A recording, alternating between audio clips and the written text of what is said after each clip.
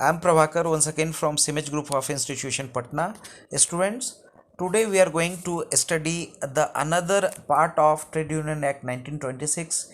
Students, as we are going through one by one videos which contains at least 5 sections related to any act. In this series of videos, आज हम लोग section 26 से section 30 तक trade union act 1926 को देखेंगे। Trade union act 1926 में अगर हम लोग देखें स्टूडेंट्स, तो effect of change of name end of amalgamation की बात करी गई है।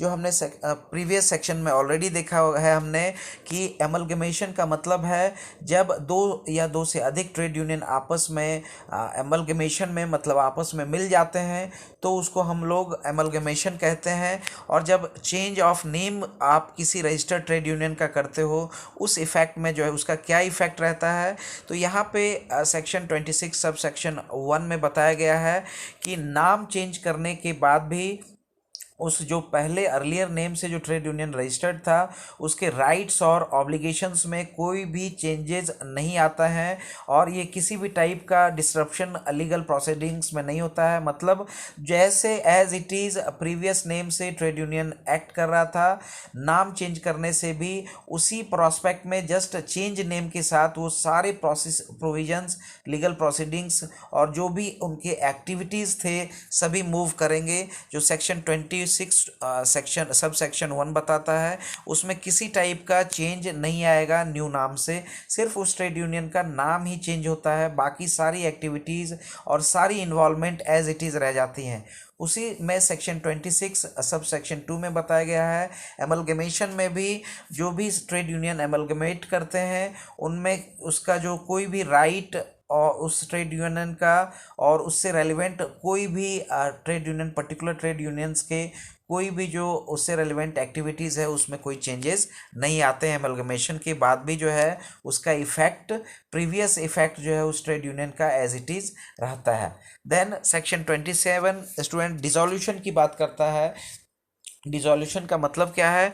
जब ट्रेड यूनियन ख़त्म हो सकता है, मतलब वो डिसॉल्यूट हो जाएगा, अब उसका एग्जिस्टेंस नहीं रहेगा। उसमें हमने सेक्शन 27 में हमने देखा है सेक्शन 27(1) में when A registered trade union is dissolve notice of the dissolution signed by 7 members.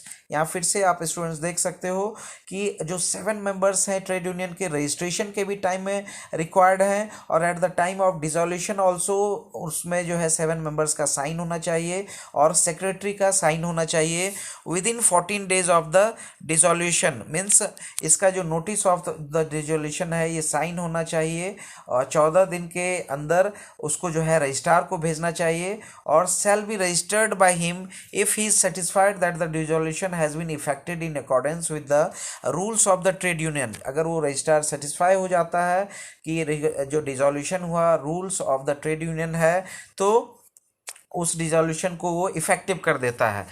Then section 27 sub section 2 में बताया गया है कि where the dissolution of a registered trade union has been registered and the rules of the trade union do not provide for the distribution of funds of the trade union on dissolution. मतलब ये जो distribution of funds जो है trade union का, अगर जो है उसके लिए ट्रेड यूनियन में रूल नहीं बना हुआ है कि उसका जो है डिसॉल्यूशन के बाद जो फंड बचा हुआ है उसका डिस्ट्रीब्यूशन कैसे होगा, तो रजिस्ट्रार अपने हिसाब से shall divide the funds amongst the member in such manner as may be prescribed.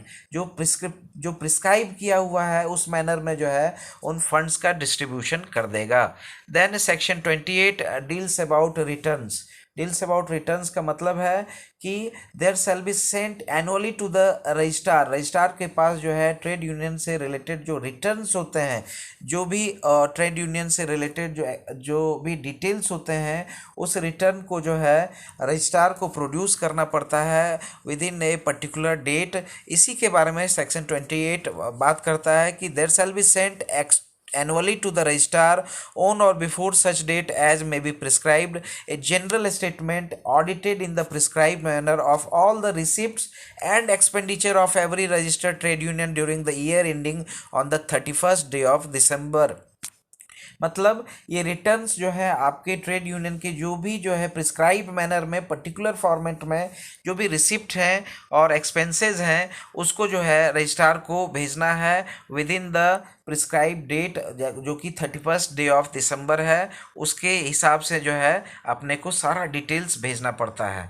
Okay, then section 29 talks about जो है रेगुलेशंस। हमने चैप्टर 4 में अब स्टूडेंट्स हम लोग रेगुलेशंस देखेंगे।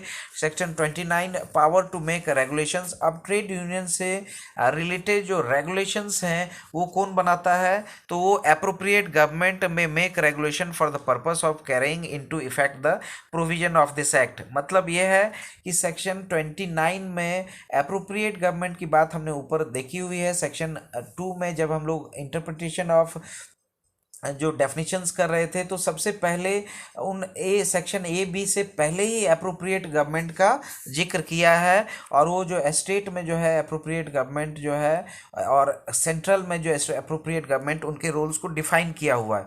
तो उन्हीं को पावर टू मेक रेगुलेशन है डिफरेंट प्रोस्पेक्ट्स पे जो कि ट्रेड यूनियन से रेलिवेंट है। Then students section 30 publication of regulations.